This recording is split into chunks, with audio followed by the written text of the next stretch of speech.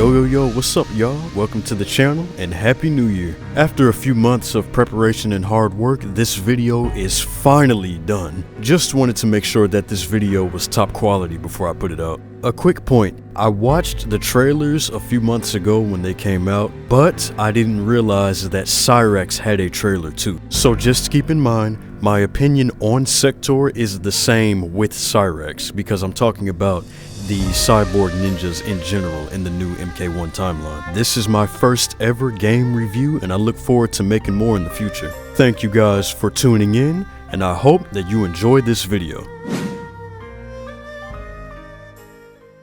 So, I just watched the new trailers for Mortal Kombat that just came out recently. And I have to say there are some very cool things that I've seen and I'm glad that MK has evolved in certain ways. But at the same time, there are some things that I really disagree with. But we're gonna get into that right now. What's up everybody and welcome back to another game review for Realm of Nostalgia Gaming channel. This is the one and only DG the Gamer. If you guys don't know this about me yet, I am a huge Mortal Kombat fan. Mortal Kombat is actually my favorite fighting game of all time. I have some honorable mentions, but MK is the best. Nobody can argue me down on that. Being an MK fan for a large number of years, I noticed that there has been a lot of changes when it comes to the characters in particular. In a later video, I'm going to go more in depth into the Mortal Kombat story and the MK timeline. I'll give my opinion on how MK turned out for the good and for the worst. So, for the sake of this video, I'm going to focus on the DLC characters Havoc, Noob Saibot, and Sector. Without further ado, let Mortal Kombat begin!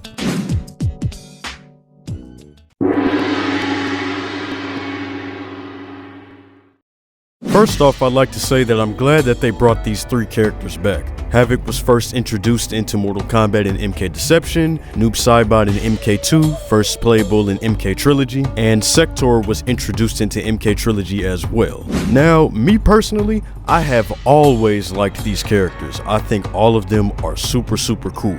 With that being said, I'm going to look at each character and give my opinion on how they are now compared to their prior representation. So let's start off with Havoc. So I'm going to be very honest. I love how they brought Havoc back because Havoc was always such a great character, and I think that his representation in this game is just okay. His appearance is a little watered down and so is his personality, you know, who he is as a character. Just to give you guys some context, you first come across Havoc in MK Deception Conquest mode. After Shujinko does a little bit of traveling in the Chaos realm, he comes across Havoc. Havoc's appearance and his costume in this game is extremely dope, fam. Like, for real. He has this humanoid, monsterish kind of look to him, which is pretty cool. And this is the greatest costume he's ever had so far.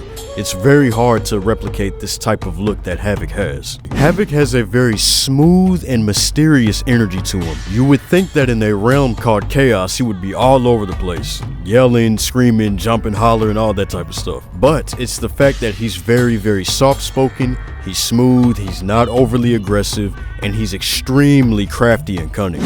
I make you an offer, Shujinko. Take these 4 Chaos pendants. Defeat each of the 4 Seidan invaders and place a pendant around their necks. The pendants will shatter the bondage of order and reveal to them the perfection of chaos. Only then will they cease the enslavement of our water. Do this for me, and I will teach you the ways of chaos as well. That, to me, is what makes Havoc extremely interesting. When we get to the MK1 timeline, he has almost none of what he had before. When I looked at the recent trailer for Havoc and even his first appearance last year when the game came out, it seems that they made him a lot more monsterish and didn't really give him the balance of a humanoid, monsterish type of creature who was very crafty, cunning, very intelligent, and a mysterious, complex character. Havoc is an enigma, but in this game, he's just a brute. That's really it. The qualities that make Havoc are gone completely, and they just watered him down, from his appearance down to his personality. A very charming, complicated character has been turned more into of a Baraka from Mortal Kombat 11. Nonetheless, it's good to see Havik back in business, and I hope to see better changes with this character soon. He's way too good of a character to lose who he is like that.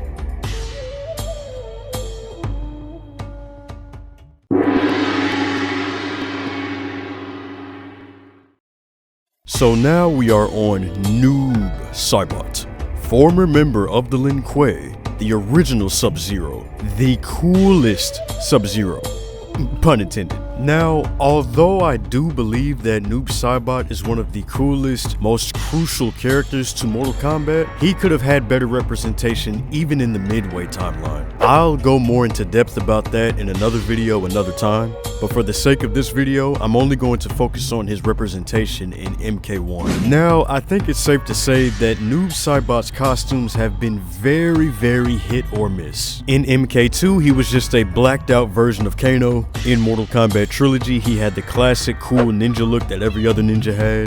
In MK4, he had the same thing. In MK Deception, he looked fairly decent, it's just I didn't like the biker look too much. In MK9, he had the greatest costume he's ever had. In MK11, he looked awful, the worst costume he's ever had. And then in MK1, he looks a lot better. Not the best, but a lot better. I think the problem with Noob Saibot is that he's way too over-designed sometimes, and I can't get past that funny-looking hat on his head. It's like he's so close to being super cool, but then they mess up the minor things that make the costume pop out. And that hat takes his costume down a couple notches, in my opinion. But the rest of it is pretty dope. I like how he has that ninja element again, and the green in his costume brings it out a lot more too. Now, I like the idea of Noob Saibot being controlled by Havik, but I hope his roots are still within the Brotherhood of Shadow. Noob Saibot being with the Brotherhood of Shadow is something that we haven't really seen in the games like that, even within the Midway timeline. It's a very interesting part of his story, and I hope they still incorporate that in this new timeline. Other than that, I'm looking forward to seeing what my dude Noob Saibot is about to do.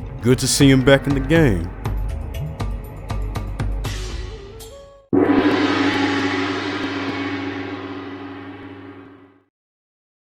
And now we are on Sector. Now, let me make this very clear.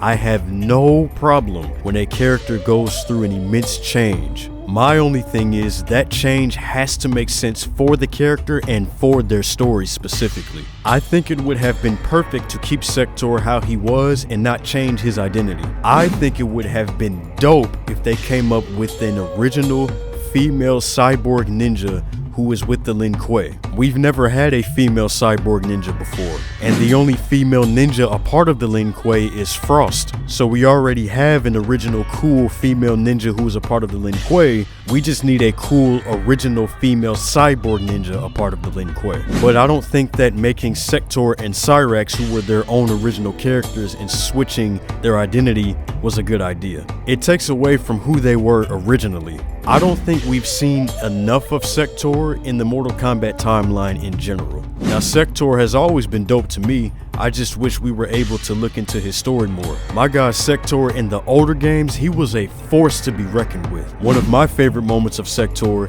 is from MK Armageddon, where he kidnapped Taven from his father's temple, then brought him on his warship with his Takunin clan, which another thing we never really got into, and then the ship was attacked by Sonya and the special forces, which seems like he always had some sort of beef with them. Sector showed he was tough, intelligent, and dangerous, and we needed to see more of that from him, especially in the Midway timeline. I just think this would have been the perfect opportunity to make this an original female cyborg ninja. This can expand the Mortal Kombat lore the right way and not take away from other characters who already had an original story. Sector's costume itself is pretty cool. I like the overall design of it. I just don't like the helmet. It looks like she has a bug face. From the neck down, it's like, oh, this is pretty cool. And then from the neck up, it looks like, oh, there goes that gigantic flying bug robot. I know I sound like an old head, y'all, but I will forever love that old school cyborg ninja design. If they could just take certain elements of that old design and put a spin on it,